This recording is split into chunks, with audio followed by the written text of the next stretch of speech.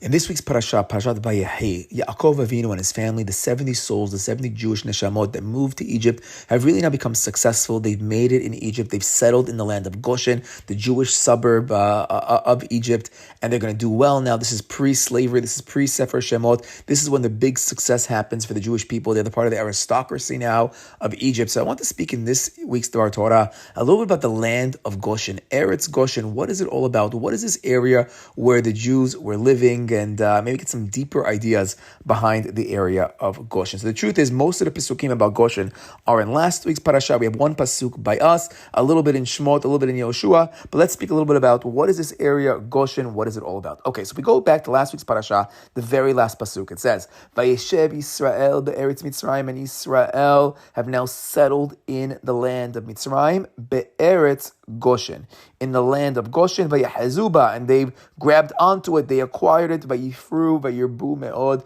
and became fertile, and they increased, and it was really pru'uvu, things were great, me'od is very positive language in the Torah throughout me'ods, things are going very well in Egypt, in Eretz Goshen, things are really, really good. Okay, so what is this Eretz Goshen? What is this suburb of Egypt? The truth of the matter is, if you look closer, it doesn't seem like it's a suburb, it seems like it's much greater. It's called Eretz Goshen. What is this large Eretz? It denotes like a larger region, a province. What is this province within Egypt? What is it all about? And B'ezrat Hashem, the goal right now in this Dvar Torah is to demonstrate that geographically, maybe even physically, there might be a connection with this piece of land in Egypt and the land of Israel. But even more importantly, midrashically, there is definitely a spiritual connection between Eretz Goshen and Eretz Yisrael. B'ezrat Hashem. But let's back it up a little bit. Let's speak about what is Goshen in the Torah, and then let's try to get deep. Be'ezrat Hashem. Okay. We're first introduced to the concept of Eretz Goshen right after Yosef reveals himself to his brothers. One of the first things he tells them is, okay, guys, I'm Yosef, I'm your brother. They cry, and he says, listen, I need you to go down back to Israel and bring back our family, bring back our father, convince him to come to the land of Egypt, and tell him, I'm going to settle you here in Goshen. So we go back to Perek Mem Hey, Pasuk Yud. The Pasuk tells him, he's telling the brothers, go tell him our Abba, Veyashavta be'Eretz Goshen, I'm gonna put you guys to dwell in the lands of Eretz Goshen, Vahita Karov Elai, and that way you could be next to me, you'll be near, you'll be Karov, Ata, Uvanecha, Uvnei Banecha, Betzonecha, V'karecha B'kol Shelecha, you, your children, grandchildren, flocks, herd, all your stuff, everything will be close to me. I'm putting you in Goshen because Goshen is going to be near me.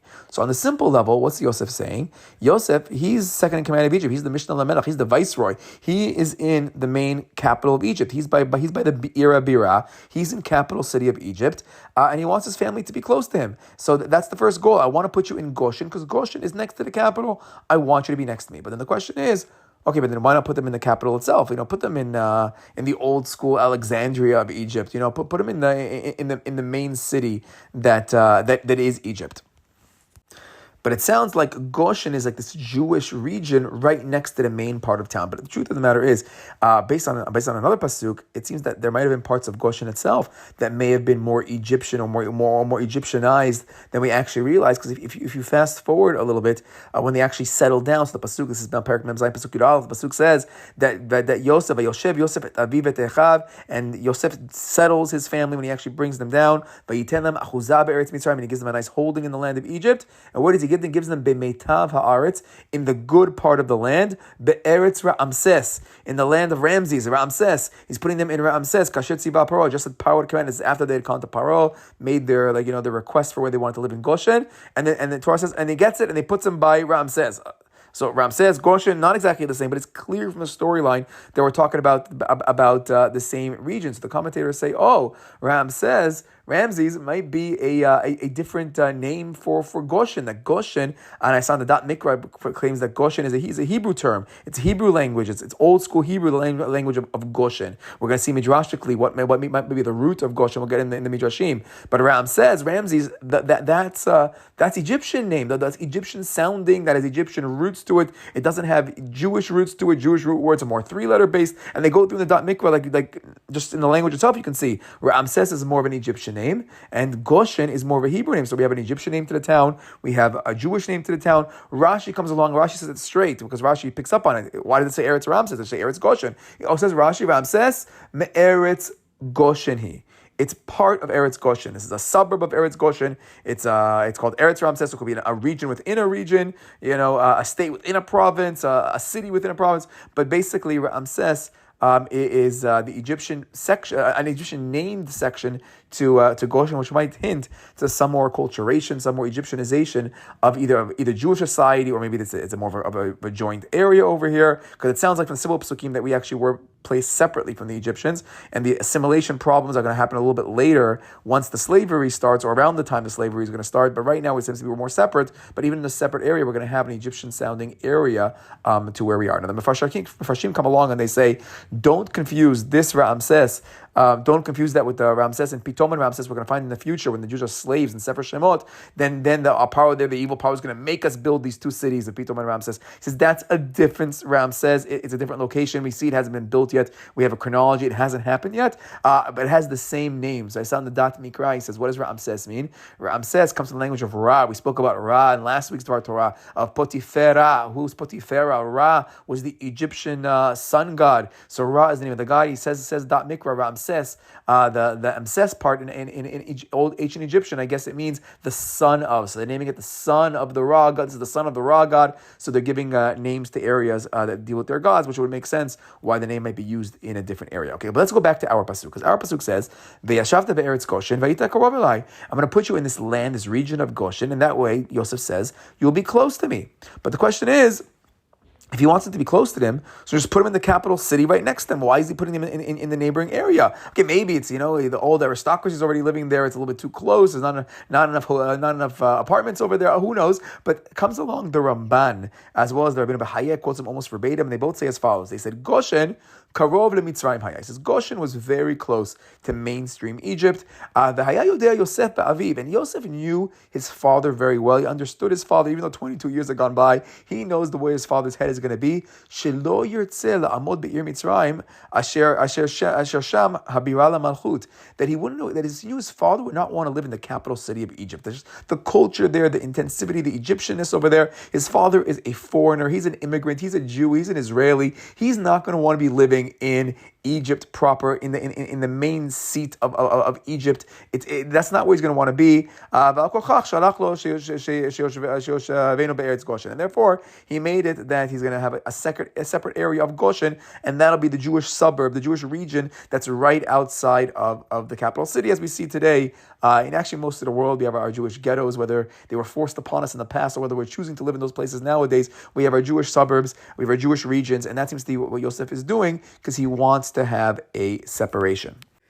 And then we see when Yaakov actually comes down to Egypt, he loves this idea, and when the brothers explain to him what Yosef's plan was, he's great. And it says, "Vet Yehuda shalach lefanav el Yosef lorot lefanav Goshna v'yavo arza Goshen." And he actually sends Yehuda up first. Go to Yosef, do exactly as Yosef said. Yehuda, please set up Goshen. I need you to set up the yeshivas over there. Set up the Beit Midrash. Set up the mikvahs. You got to build the JCC. We got to have our neighborhood in Goshen. And then only after Yehuda sets it up, he goes quickly. The rest goes slower. The full family shows up, and they settle in the land of Goshen. Okay, so we see we want to have a separation, probably because of the intensivity of being in the urban city. They want a suburb. They don't want the culture of Egypt.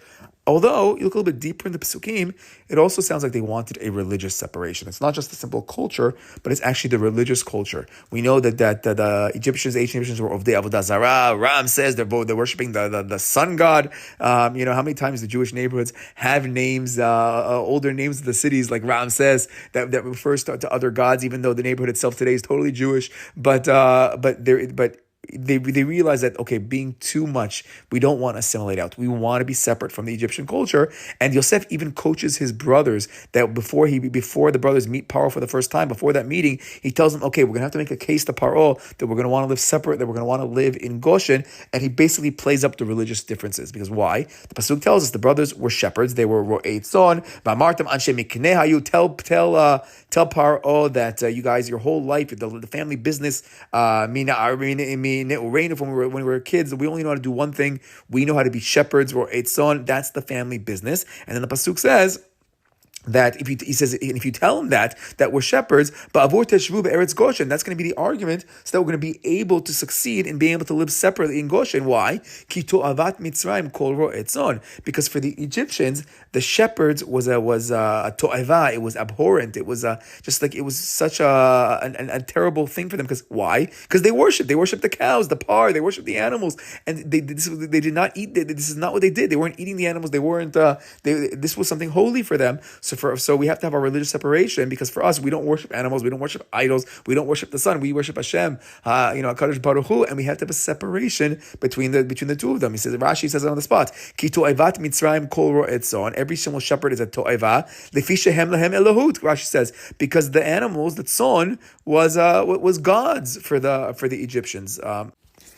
And that's exactly what happens. When they're finally brought to Paro, they say to Paro, you should know, Paro, we came to live here. We want to be in the land of Goshen, and this is very good mar'eh for the tzon. It's a very good pasture for our animals, and this is what we've always done. Gam anachnu, gam avotenu. This is our family business. We've always been ro'eh tzon. And Paro hears what they have to say, and it makes sense. He says, okay, fine. Paro tells them, Eretz Mitzrayim lefanecha, the land of Egypt is in front of you. B'meitav haaretz o shevet avicha, go to the meitav haaretz, go to the best part of the land, and that's where you should settle. Your father, vet achecha yeshvu be'eretz Goshen, and your brothers will be there, and everything is going to be great and good. Let's all live together. Let's make an alliance. I'll put you in Eretz Goshen, and that's where he puts them. Awesome. Now I saw in the Dot Mikra he brings down that it says that he puts them in the meitav haaretz, in the good parts of the land. He says over there it was good for cattle and for grazing, exactly what they'd wanted, but it wasn't good for planting and growing things, which I guess was more the vegetables, was more of the business in Egypt. We spoke about years ago in some recordings. So it wasn't there for the cattle. That wasn't grazing land, and that's why it was so easy for Paro to put us there. That's why it's such a great deal. And we don't see the Egyptians had a problem with us being in Goshen. We're going to even see in the future they're not going to have a problem with us being in Goshen, because that was more it wasn't good for growing stuff, and they weren't shepherds. So it was a great deal for everybody. I also saw in one source they brought down that politically Paro was excited about this, because if we actually want to be his allies, this is perfect, because he'll put us on the eastern border, and that could be a buffer zone against other against other enemies and other that. So it's actually a very good deal for everybody, and he puts us there. And as we said in last week's parasha, the very last pasuk, Vayeshev Yisrael be'eretz Mitzrayim be'eretz Goshen, we're going to be settled there. Vayahazu, we really settled there. Vayifru v'yirbu me'od, and then we became very, very, very successful. Okay. Awesome. Actually, we were so successful that in our parasha, we have our mention of Goshen, where after Yaakov dies, and we're going back to the land of Israel to bury Yaakov Avinu, the brothers travel back, and they leave behind all of that wealth. And the pasuk says, "The kol Beit Yisrael, ve'echav Beit Aviv," they all traveled. Rak tapam, only the little ones, the younger ones, v'tzonam uvkaram, and the flock and the sheep, that azvu be'eretz Goshen, that they left behind. So the commentators discussed that on a simple level. Okay, we left behind the kids, they were too little to travel. The excess, we had too much wealth, we're leaving it behind because that's where the wealth is, that's where our bank account is.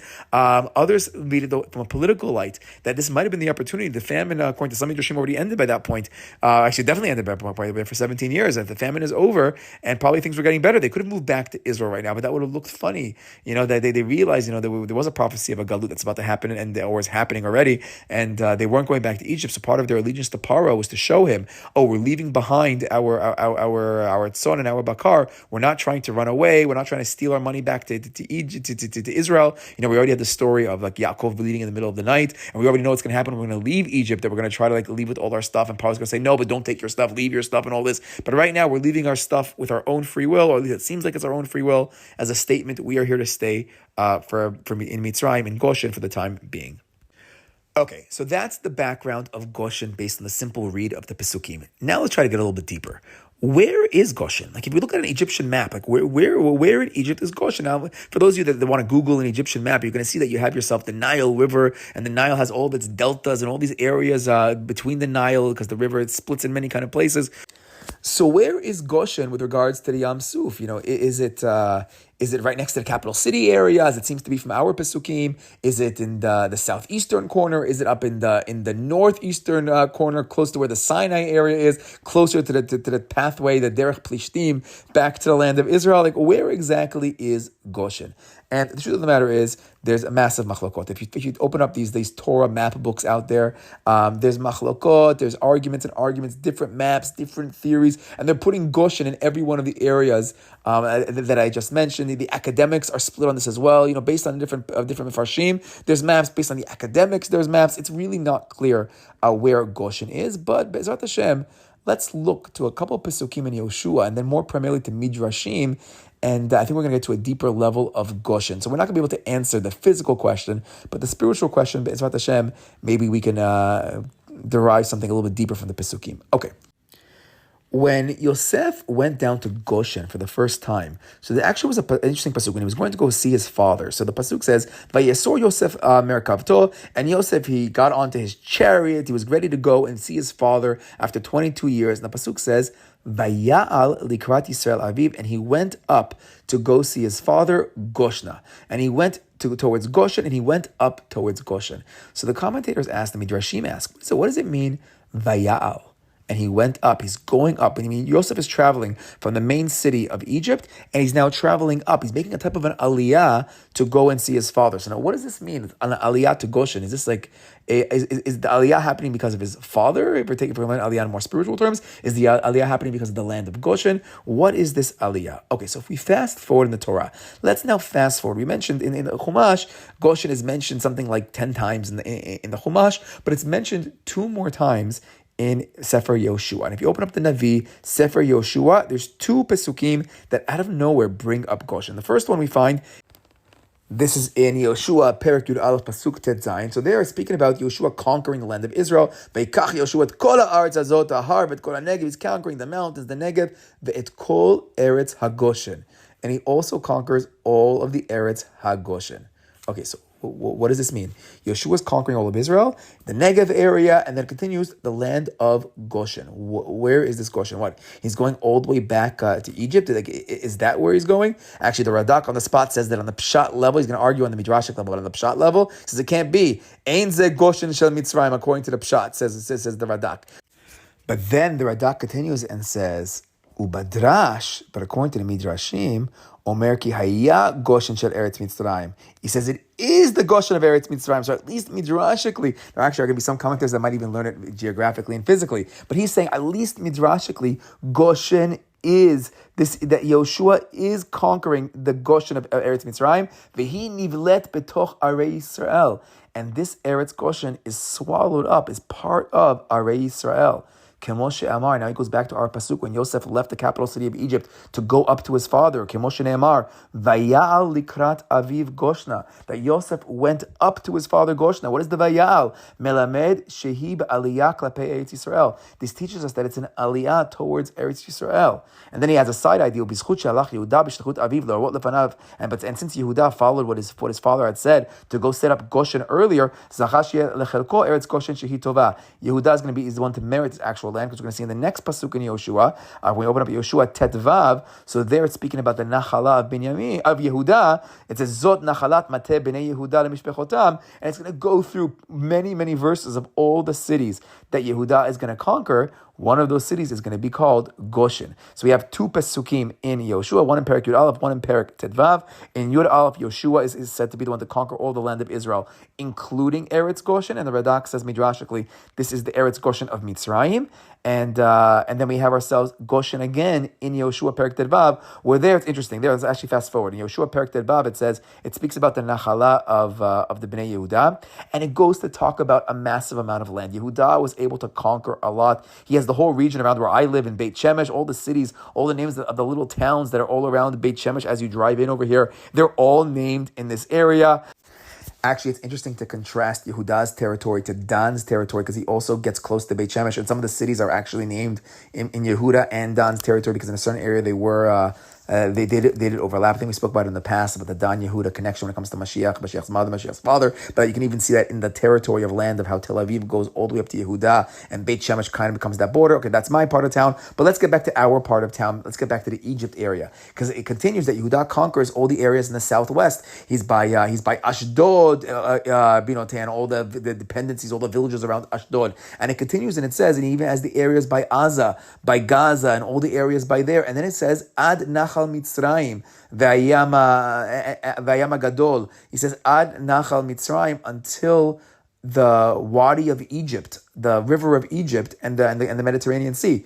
Where is this Nachal Mitzrayim? Like, what is it talking about? He's conquering the land all the way down southwest, all the way Yehuda's territory goes through Gaza to Nachal Mitzrayim.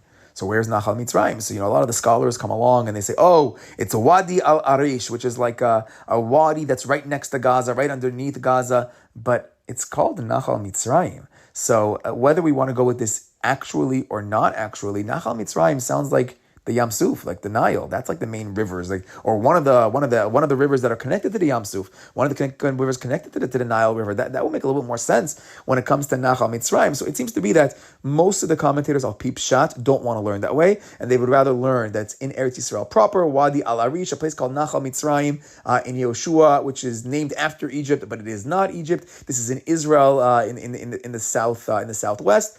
But midrashically, there are those who want to learn, oh no, Ad Nachal Mitzrayim. What's by Nachal Mitzrayim? And then eventually it keeps going on, and it's speaking more about Yehuda's territory, and then eventually it says, oh, and the territory also includes Goshen, and it mentions Goshen. So what is this Goshen?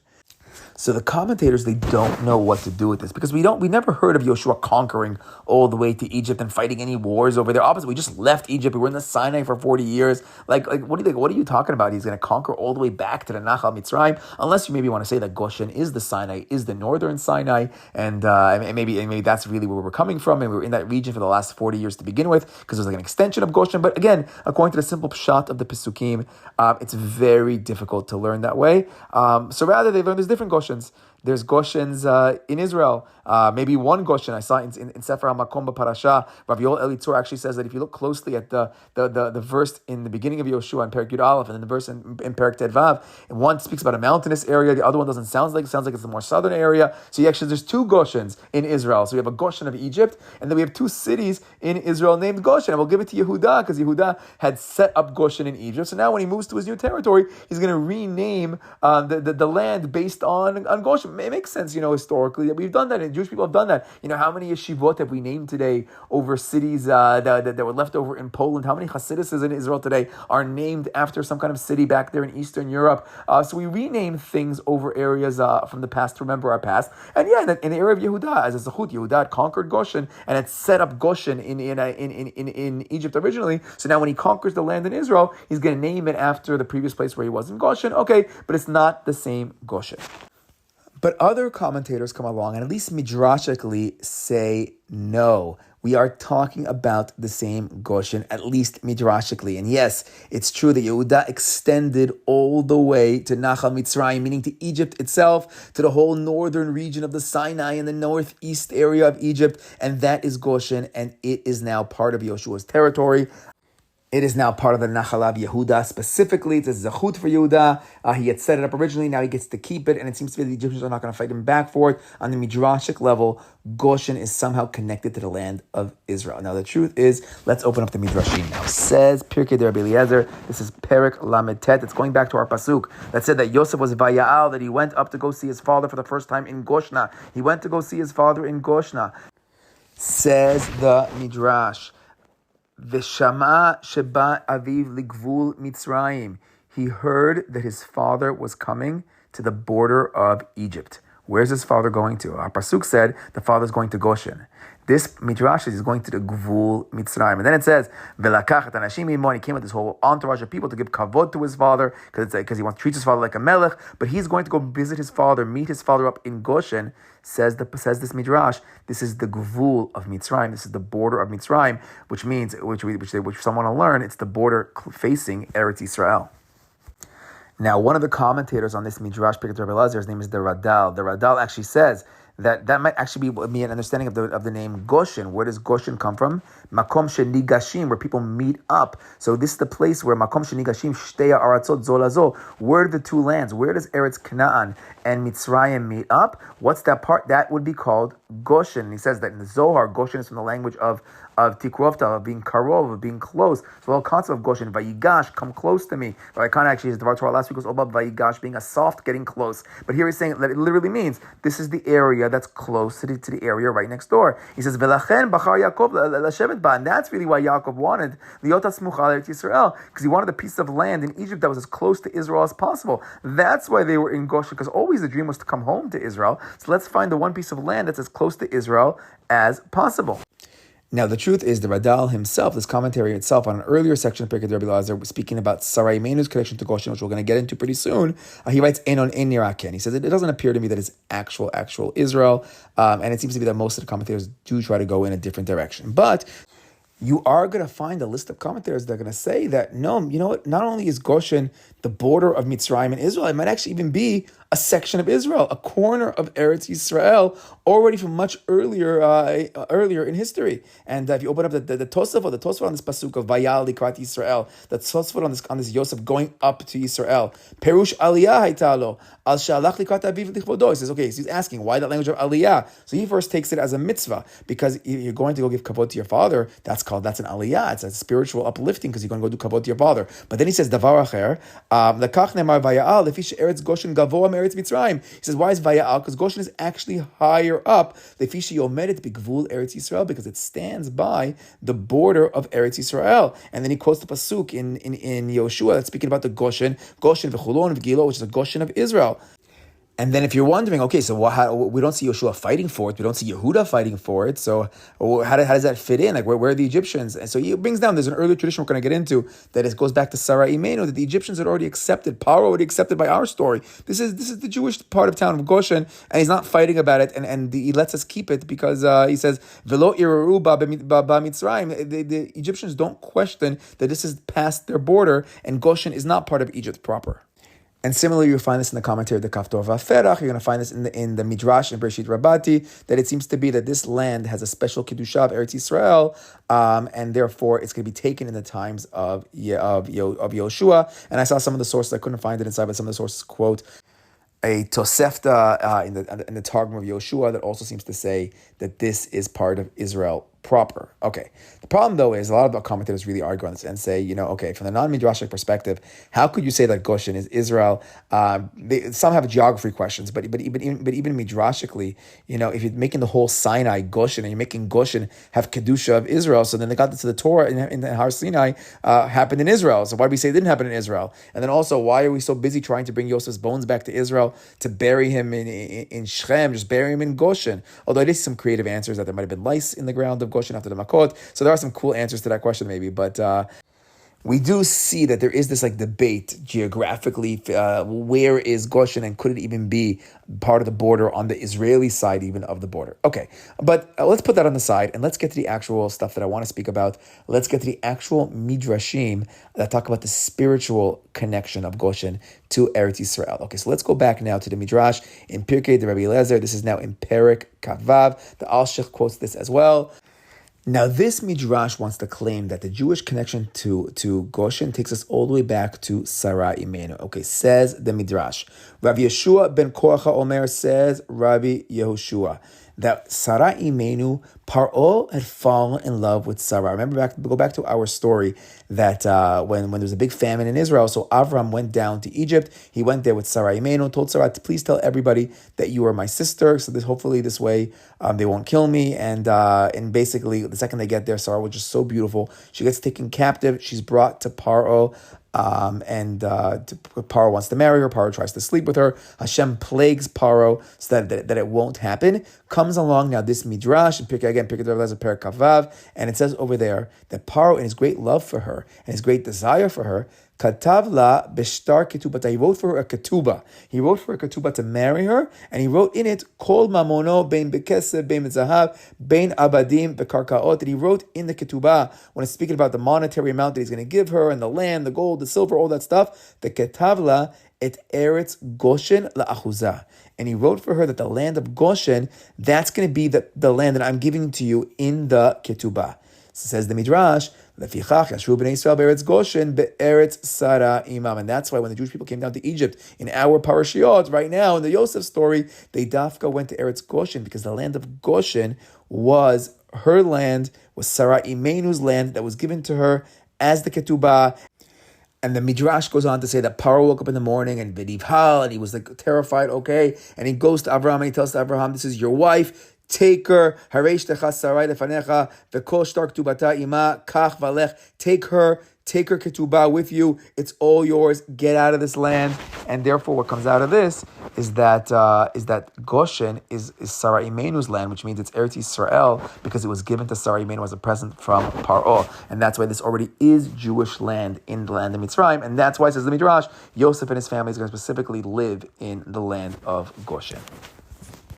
Now, the Al-Shich gives it a little bit more of a spiritual touch. He quotes this Midrash, and he says, and that's why now we dafka want to go to Goshen, because it's a land that's free of Tum'ah, since it's part of Sarah's Ketubah, it's part of the Kedusha of Eretz Yisrael, because it's Sarah's land, so this makes it a holy or more Kedusha. Okay, this is Kedusha b'makom hazeh, now it's like a holy place to be, because of the Zechut of Sarah Imenu that is in Goshen. Now, what made this land so holy? So this, the commentators will explain it. This was Sarai Menu's Kedusha. It was her tzniut. It's Paro wanted to be with her. The language of Goshen is from the language of Vayigash. He was trying to get karov to her. He was trying to be close to her, but in her tzniut, and she was able to hold him off until Hashem plagued the whole area. And that spiritual energy, that spiritual Kedusha and tzniut of Sarai Imenu, that's going to be the koach. That's going to be first off the koach of Yosef when he's going to have his tzniut, and that's going to be our koach when we're in the land of Egypt. That's what it's going to say. As much as we start to assimilate out, the one thing we didn't do is we did not actually marry, we did not actually sleep with the Egyptians.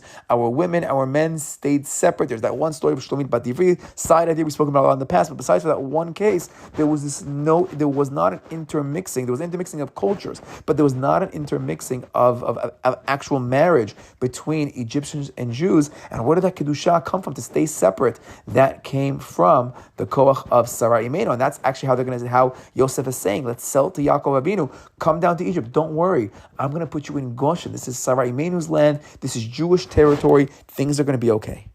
Now, actually, for a fun Hanukkah connection, so it says that they traveled Goshna, Gimel Shin Nun Hey, is the same letters as Nes Gadol Hayasham, and we know the whole story of the Greeks, that were trying to have this major assimilation of the Jewish people, but the whole story of the Maccabees is saying, no, we're going to stay separate. We're going to have the Nes Gadol Hayasham, we're going to have the Goshna. We learned from Goshen, we learned from Sarah Imenu, we are going to stay separate. We're going to make sure that we have the clear spiritual energies of Goshen as we keep ourselves separate from the non-Jews.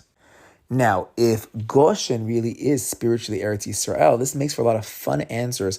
There's a lot of questions that are sometimes asked about the Avot, especially when the Avot were in Chutz La'aretz, about certain halachot that they didn't keep. And even though we have a principle that the Avot kept the halacha. So I saw in Sefer Ben Porat Yosef, so he notes that he says, when Yosef revealed himself to his brothers, he sent down a bunch of gifts. It says, Ule'aviv shalach kazot. He sent his fathers, asara chamorim, nosim mituv Mitzrayim, 10 donkeys with like the best, mituv Mitzrayim. Now, what does it mean he sent them down the best? And then it says they sent them down other donkeys, fowl atonot, with bread and food and mazon. What is the tuv Mitzrayim? So it says the Gemara, Megillah Tetzayin Amud Bet, Ule'aviv shalach kazot. What does it mean? Mai mituv Mitzrayim, Amar Rabbi Binyamin Bar Yefet, Amar Rabbi Elazar, Shalach lo yain yashan, Shadad sekinim nochai menu. He sent him some old good wine. So he sent his father wine. So the tuv Mitzrayim is wine. So ask Sefer Ben Porat Yosef, but how could he send down the wine, this old wine? It's not kosher, especially if it's old wine. Yosef's only been in charge for how long? He didn't have time to make his own wine. How could he send them wine? It's not kosher wine. How could he send it? How could Yaakov drink it? Like, what's going on over here? So he says, oh, where did he send it from? The Gemara tells us mituv Mitzrayim is wine. But what do we know? The Meitav Mitzrayim, the good part of Mitzrayim, says the other Pesukim, is Goshen. So this is Goshen that's coming from the wineries of Goshen. This is Goshen wineries, probably Ramat Goshen, if it's on a hill, as we're saying, the Aliyah of Goshen. We have Ramat Goshen wineries, and therefore, if it comes from Goshen, and Goshen is a Jewish city, so he has a cute little vort that if you find wine in a Jewish city, you can assume that it's kosher. So in this case, because it's Sarah Imenu's city, and she's the holy Sarah Imenu, we could assume that the wine is kosher because it had on the bottle, it was written Goshen winery. And I was thinking maybe Lanut Dati, if we want to have fun with this, we can say that can also explain how Yosef made that meal with his brothers towards the end of Parashat Miketz. So all the brothers sat around and they said they drank with Yosef wine. Everyone's drinking. So the question is, how are they all drinking? The brothers had not drunk for 22 years. Now they're finally drinking with Yosef. So on the simple level, they're scared the guy's going to kill them. They think Yosef's second in command of Egypt. You drink because you have to prove that you're not spies and you have to survive, and that would be allowed. And the Gzerah of Stam Yanam didn't exist yet. And this Yosef guy keeps talking about God. Maybe he's not an idolater. So you just go with the flow. But on the halachic level, but if they kept halacha, how could they drink this wine? So there's a different midrash that says that Yosef had done shchita for them and took out the gida nashe in front of them to show them that all the food was kosher. So probably he also put the bottle on the table that said Ramata Goshen wineries, and they saw, oh, this comes from Goshen, that's Sarai Imenu's land. We're okay, it's kosher wines. I also saw one more in Sefer Sherit Yosef of Rav Shlomo Halevi Warman. So he says that this answers another question. We know Moshe Rabbeinu, the first mitzvah in the Torah is the Chodesh Hazeh Lachem. It's Kiddush HaChodesh. It's where you're sanctifying the new moon of Nisan in Egypt. But we have a halacha. You can't sanctify the moon outside of Eretz Yisrael, outside the Beit Din of Israel. So how could Moshe make the first month Nisan happen in Egypt? Oh, but if we say that he was in Goshen and Goshen in Israel, so that Beit Din would be a Jewish Beit Din, and therefore everything would be good. It would be Beit Din of Eretz Yisrael, and therefore you can do Kiddush HaChodesh. Okay, so we have some cute ideas about Goshen being Israel, but again, all this is very kasher, which is why it's only midrashic, because then why wasn't Yosef buried there? Like we said, like really, why?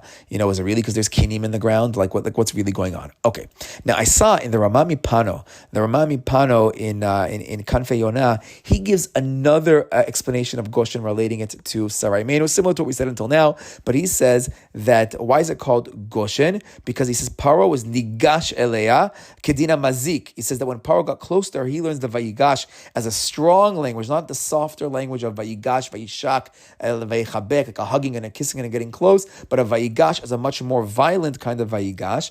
And he says when you have the halachat of a mezik, when somebody hurts somebody else, you have to pay b'meitav haaretz. You got to pay back as a punishment. You have to give from the meitav of the aretz. Those that have learned in yeshiva about the different types of land that you give back, you're supposed to give back the meitav of the aretz over here, give back the good land, and that would be Goshen, which is the good land. So he's also relating it back to Sarai Imenu, but this time as a payment for almost damaging Sarah, or trying to damage Sarai Imenu. Okay, so that is Sarai Imenu's connection to Goshen. I did see one more connection of Abraham to Goshen. There's a wild Malbim on, this is in Malbim on Shmot in Perek Yud Bet Pasuk Lamed Hey. There, when they're trying to figure out the timeline of the 400 years and the 430 years of the slavery, maybe B'ezras Hashem next week we'll give a whole different interpretation of how to count the dates of the slavery. But over there, he has a wild interpretation. I don't know where this, and I'm not really fully sure where this comes from, but he wants to argue that Avraham Avinu had made an earlier trip to Egypt, had made a pilot trip there, and he was in the Goshen area years earlier, and that's how he works out some kind of chronological timeline. But it seems to be that Avraham Avinu himself had been in Egypt many years earlier, and therefore we have an Avram connection there as well from a different angle. Check out the Malbim to figure out what he's actually speaking about. Okay. So I want to close with one last idea. It's actually what the whole topic is named after, the Retzuat Goshen, the Goshen strip, based on a mystical teaching of the Siftei Kohen. The Siftei Kohen, the Shach al Torah, is a mystical sefer on the parasha. So in his section on Vayigash on the Goshen, he tells over the following idea about the deep kedusha that was in the area of Goshen where Yaakov Avinu was. Okay, so he quotes the Radak, and he mentions that that Radak on the pasuk in Yehoshua that speaks about the Goshen in Israel. Now, in the pasuk itself, the Goshen is called Eretz HaGoshen. It's called the land of the Goshen with a hey. So it's not just called Goshen, but it's called HaGoshen with a hey at the beginning. So the Siftei Kohen takes note of that extra hey. But he starts off with the Radak telling us that according to the Pshat, it's not the same place. We had a Goshen in Israel, and then we have a Goshen in Egypt, and then midrashically, the Goshen in Egypt is the Goshen in Israel as well. So the Siftei Kohen says, okay, what does that mean? So he wants to explain the midrashic understanding and connect it back to the Pshat understanding. It's a really big chidush. Connect it back to the Pshat understanding, but from a mystical angle. So he says as follows. He says, there's Eretz Goshen, and then there is Goshna. In our psukim, in Parshat Vayigash, it talks about Yaakov coming Goshna. So we have this concept of Eretz Goshen, and then we also have this concept of Goshna. So he says, what's Goshna? Goshna is Goshen with the hey at the end. He says there was two parts to Goshen. There was Eretz Goshen, which is regular Mitzrayim, but then there were certain sections within Goshen that had Kedusha of Eretz Yisrael. And those areas are called Goshna with the hay. And then he says, it's only Yaakov Avinu who was able to be in that land. And he says part of why he sends Yehuda, before him to set up, he sends Yehuda Goshna to set up Eretz Goshen, is because really he's setting up a section in Eretz Goshen, which he's going to refer to as Goshna with that extra hay. I guess that hay symbolically is to HaKadosh Baruch Hu. And what he says is going on is that there was a Retzuat. Here's his language, a Retzuat, which in Hebrew means a strip. There was a strip from Eretz Yisrael, from the Ha-Goshen in Israel. He says, oh, remember that pasuk in Yeshua says Ha-Goshen with a hay? So yeah, there was that Ha-Goshen with a hay. Now that Ha-Goshen is Goshna in the pasuk. Goshna is the Kedusha of Eretz Yisrael from the city of Ha-Goshen that's in Israel, while Eretz Goshen is just regular Mitzrayim. So he says, a Retzuah, a strip of land, not only a strip of land, but a strip of land that includes the Avir, the air of Eretz Yisrael, was sent, probably through Yehuda, he writes, was sent to set up Goshen. So this way, Yaakov Avinu could be in the holy Eretz Yisrael. And he says that this land was very small. It only had enough. There was only enough space in this Retzuah. There was only enough space in this strip of land just for Yaakov Avinu. But this way, Yaakov Avinu could make it to the land of Israel. And he continues and he explains that Im ken Yaakov Avinu alav shalom lo nichnas ba'avir chutz la'aretz. He says if everything I'm saying is true, he says that Yaakov Avinu never entered the avir, the air of chutz la'aretz, k'tei shelo litama ba'avira shel eretz ha'amim. So this way he wouldn't become tameh from the air of the non-Jewish lands of being outside of Eretz Yisrael. And he writes a little bit later on that Yaakov earlier on had gone to Lavan's house, but that's okay because that's before he had kids. But now that he had the Shiftei Khan, now that he had the holy sons, now he has the holy nation, he can only be in Kedusha. So Yaakov Avinu is staying Goshna, he's staying in this Retzuah that follows him. He says, what happened? Ella hayta Retzuah shel Eretz Yisrael mitkapelet veholechet lefanav vehu betocha. So he says, what would happen? He said that the land that is part of Eretz Yisrael would go in front of him and it would bend over some kind of miraculous, mystical kind of way,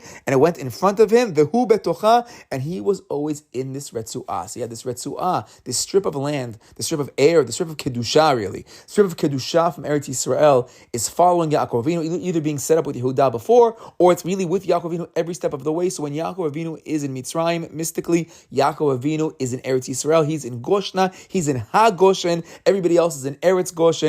Yaakov Avinu is in Kedusha, and he continues and says that even until he dies, when Yaakov Avinu is like, okay, please now bury me in the land of Israel, bury me with my fathers, because he's saying, don't bury me here in Goshen, even though I'm in Ha-Goshen, and there is a Kedusha of Eretz Yisrael, but I want to be next to my forefathers. Do me a special chesed, do me a special kindness, and bring me back to my forefathers in Marat Machpelah, so I could be with Abraham and Yitzchak, my father and grandfather. Okay, so that is the Siftei Kohen, wild stuff. There's this strip of land from Israel that got moved to Egypt just for Yaakov Avinu. Then I saw this idea even more wild. Okay, ready for this, people? Ready for this? Comes along Sefer Beni Bechori Yisrael. This is from Rav Avraham Kluger, says Sefer Beni Bechori Yisrael. He quotes this Siftei Kohen, and then he says, V'chen lahefech. And so to the opposite, meaning we have this a strip of land of Kedusha, and he says we can have a strip of land of Tum'ah as well, and he says as follows, B'makom tefilatam shel Yishmaelim behar habayit yeshna retzuah shel hefech HaKedusha v'aleim hem shochonim. He says that there's a strip of land in Har HaBayit, go to the Temple Mount. He says, how can it be? He's bothered by a problem. How could it be that the Yishmaelim, that was the spot of our temple, it's the Kodesh HaKodeshim, it's the holiest place, it's Har HaBayit. How in the world can they be up there and doing their avodah on the holiest place? How could that be? There's so much kedusha over there, first off it was destroyed, but then now to have a different religion build their own domes on top of it. How could they have the where does this power happen to be able to pray on such a holy spot? So he explains, you know why?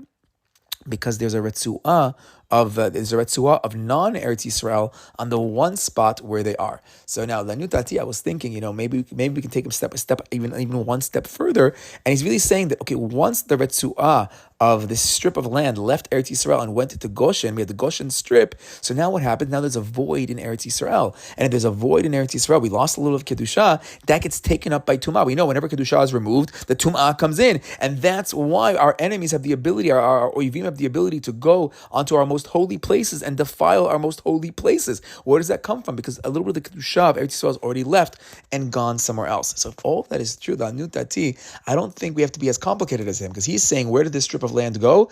This strip of land went to onto the temple land. I mean, that could be true what he's saying. It's a big chidush that he's saying. But I would say maybe say a little bit simpler. So according to the Siftei Kohen, we said the Retzuah of Ha-Goshen, of this Goshen of Israel, moved to the Goshen of Mitzrayim. But I was thinking, okay, based on what we said until now, that Goshen is the Gvul Mitzrayim. It's the part where the two places meet up, where Eretz Canaan and where Eretz Yisrael and Eretz Mitzrayim, where the two of the places meet up. It's the border area. So what's the border area? So we know the border area to Egypt is Gaza. It's Gaza. There's only one place in Israel today that's popularly always called a strip. That's always called a Retzuat. Retzuat Gaza, the Gaza Strip. That's the only place that's called the strip, like consistently all over the news. So why is it called the Gaza Strip? So maybe we could say, okay, based on the Siftei Kohen, based on this B'nai B'chor Yisrael, based on both of their ideas together, that if the strip of land from Kedusha of Eretz Yisrael is leaving Israel, so where is it going to leave from? It's probably going to leave from the border of Israel. What's the border of Israel? It's the Gaza Strip. So if Retzuat Gaza, the Retzuat is now going to move, the Kedusha of Eretz Yisrael is going to move